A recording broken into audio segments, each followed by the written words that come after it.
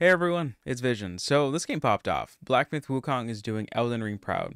If you're here, you most likely already know what a Souls-like game is, but let's break it down real quick. Based on the Dark Souls game mechanics, there are a few things that it must hit. It has to be conventionally a hard game that requires gaining skill to get through it. You'll have to go through the world fighting mobs and bosses while exploring and getting checkpoints, and if you die, you respawn back at those checkpoints. The only difference in this game that it has from a Souls-like game is that when you die, you don't drop your currency. This makes it a bit more friendly for the everyday person and less punishing. But all because it's less punishing doesn't mean it's going to suck. This game still makes you work for it. While giving you the ability to expand, you will only be getting better going forward.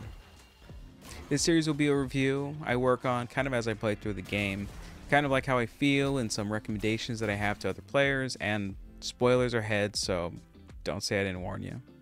Let's get started into Chapter 1 of the Black Myth Wukong. Based on the classic novel Journey to the West, a classic Chinese story that is based on the mythology of Sun Wukong, the Monkey King. You experience one of the most beautiful and compelling intros to a game that I played in a long time. Being awoken from his meditation, Sun Wukong is rudely interrupted by 5 giants. Without hesitation, he charges right at them. And I mean like immediately, on sight. There are so many details like the cloud he uses, as most people are familiar with Goku's flying Nimbus. He's greeted by gods, literal gods. And while monologuing about keeping his own freedom, he turns his back to them, literally stating, "You bastards, killing my kind!" You're then attacked by Erlong Shen. The setting is an amazing scene. The beauty of this fight isn't only the visuals, from spinning your staff to flips and the clouds moving around with you and seeing all the armies and the giants behind you. It's that you cannot lose. In other Souls games, you normally have to fight a first boss over and over until you actually kill it, kind of respawning over and over. Here you can learn how to fight, try combos, and adapt. It allows you to learn how to play, and this sets the scene for the game amazingly. At the end of the fight, Sun Wukong gets sealed in a stone, but not before splitting his powers into 6 relics, setting the stage of the game. Centuries later, a monkey warrior is chosen to recover these relics, and then sets out to start your journey. Setting out on a mountain, you already know what you have to do. Climb it and get past whatever's in your way. Meeting the keeper of the Blackwind Mountain, he meets you and he's amazing. He gives you your first ability to freeze enemies and turns you a cicada. This is the only time that this actually occurs in Chapter 1.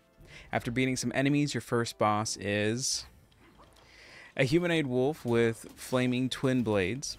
After defeating him, you get the ability to turn into him, and he's pretty powerful. When you turn into the wolf, you gain a new health bar for the wolf, so you can actually use its own special. So you can utilize this in the start of a fight, and then towards the end of the fight, you may have earned it back, kind of giving you like a second wind, or if you're right about to die, you might be able to use it. When using the wolf, I kind of spam attacks, as most will stun an opponent, so you don't really need to worry about dodging as much as you need to normally. You should use all your stamina before you lose your health. The second boss I ran into was a giant blue monster. This was a pain. To me, he was harder than the wolf, and the weird part is that after I beat it, it dropped its soul, or I guess will, but I was unable to pick it up. Soon after moving past the section, later in Chapter 1, you'll get an item to be able to then collect the souls. If you killed it and then couldn't pick up the soul again, go to a save point and there's an option to retrieve souls. They must have tried to say that you can run straight past them because there's an exit that's wide open right behind them, but we ain't no punk, we took them on. This game, I quickly learned, is basically a boss rush. So many bosses that there's about 70% of the gameplay is fighting bosses, and I think that's perfect for me. Exploring Elden Ring was great, but Wukong being very linear made it straightforward, and I'm always experiencing new bosses and mechanics, and more importantly, it's always fun and engaging. While we're here, let's do a quick review of the progression system. Each enemy you fight and some chests will contain will. This is your currency.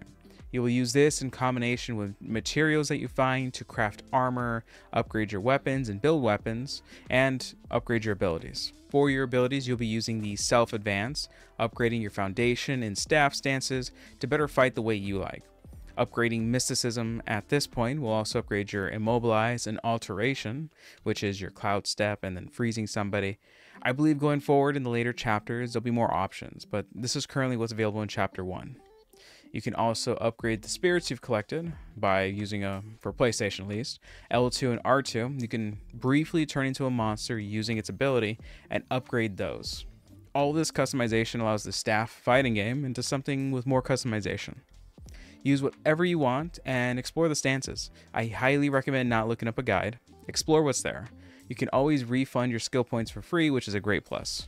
Right after this, you'll run into a huge wolf boss. This is way easier than the other two. Basically, hug its legs, look for the telegraph moves, and you'll do perfectly fine. This fight felt amazing. The hairs on the wolf and the breeze and him running around in circles, climbing the roof, and all the detail in the environment not only blew my mind, but slowly destroyed my 3090. Remember to take a look around. Everywhere you go, you'll find money, enemies, and materials that you can use for crafting. The next boss is a frog who throws it back harder than anyone else. And after that is a mage-like mini-boss who changes up the gameplay quite a bit. The first enemy that focuses on magic rather than just diving at you. Not much more to mention about them, but they're fun bosses and mini-bosses. Moving on, you'll run into the next boss. This one is the white-clad noble, a snake man with a spear. The first boss you will fight with a second phase. He has a lot of delayed moves, so be ready to time those perfectly. The water fight is very reminiscent of the intro, but instead of clouds, you have the water splashing. The boss even uses the water to his advantage for movements and attack. This leads to the last boss, well, boss segments. You run into the Blackwing King in his human form. Wielding a spear and fire, he can use his Black Wind ability, able to dissipate his body into fragments and charge you, and after you beat him, he just runs away. This fight was pretty straightforward, but like every other fight, makes you feel like you're really in the fight. The fun part is getting up the mountain pass, fighting enemies, dodging some arrows, finding a few other mini bosses, but then you'll run back into the Black Bear's final form, an actual Black Bear, and he's huge. This was the most fun boss in Chapter 1. In his second phase, he lights up his hands and the floor, and the volcano starts spinning up, and then the temple's on fire, everything is just on fire, and it's just so cinematic, it's so cool. As the last boss of the chapter, it was really a rewarding fight. Chapter 1 was an amazing intro to the game. It immediately captured my attention. The visuals, movement, and overall gameplay is smooth. The most important part to me is I never blamed the game for losing. I knew it was me being greedy or lazy in fights, and that's how you can instantly feel if a Souls-like game is actually good. These days it's hard to make time to play games you need to be fully involved in. The beauty of this game is I can hop in, fight some bosses, and move on. I am playing the game as I make this series. Currently, I'm technically on Chapter 2. At the end, my plan is to make a culmination video with a review score, but I kind of wanted to document everything that I kind of went through with this game just because I wanted to try it. Leave a like if you like, subscribe if you want to see this series, and have a good one.